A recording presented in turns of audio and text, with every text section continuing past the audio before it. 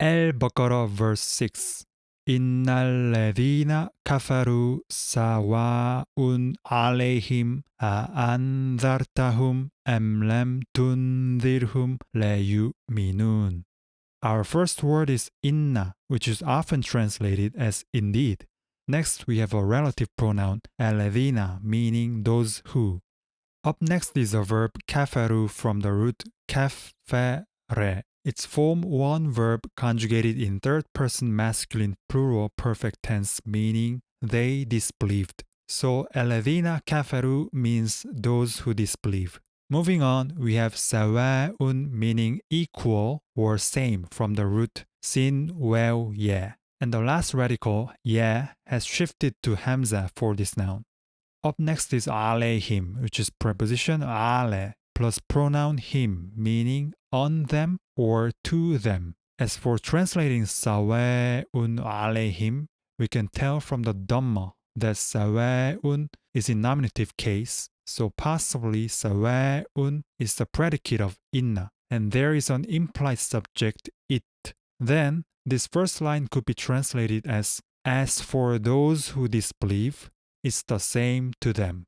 Moving on to the second line, we have andartahum, which is the combination of hamza plus the verb andarta plus the object pronoun hum. Here, the prefix hamza usually sits on alif, and in most cases appears as an interrogative particle used for yes or no questions, but here it means whether, as in whether or not. Also, it's written independently because there is another alif hamza right next to it. Now, let's take a look at the verb andarta from the root nun del re. It's form 4 verb conjugated in second person masculine singular perfect tense, meaning you warned. So, andartahum means whether you warned them. Moving on, we have a conjunction am meaning or. Next, we have lam meaning not, which means the following verb is gonna be in Joseph. So the next word, tundirhum, is the combination of tundir and object pronoun hum. The verb tundir shares the same root with the verb we just saw, but it's in different conjugation. It's form 4 verb conjugated in second person masculine singular Joseph, meaning you warn. So lam tundirhum means you didn't warn them. Okay, let's recap. Andartahum am lam tundirhum means whether you warn them or not. Moving on, we have la meaning not.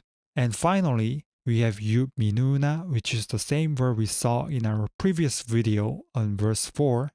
It's from the root hamza mim nun, and it's form 4 verb conjugated in third person masculine plural imperfect, meaning they believe.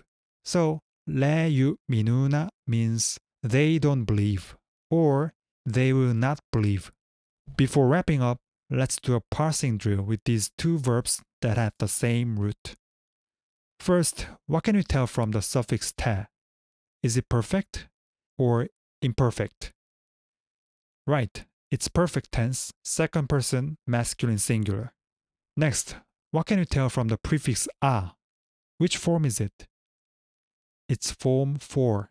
So this verb is form 4, second person, masculine singular, perfect verb meaning you warned. Now let's look at the second verb. What can we tell from the prefix to, supposing this is an active verb? It's imperfect and it's either form 2, 3, or 4. Next, there is no fatha on the first radical. Then, which form is it? No fatha means it's neither form 2 nor 3, so it should be form 4. Finally, what does the sukoon on the last radical tell us? It's Joseph. So this verb is form 4, second person masculine singular, Joseph. Coming back to our verse, let's recap the second line. A'andartahum am lam tundirhum la yu'minun means whether you warn them or not warn them, they will not believe. Okay, let's recap the entire verse. In English, we get, indeed those who disbelieve. It's the same to them. Whether you warn them or not warn them, they will not believe.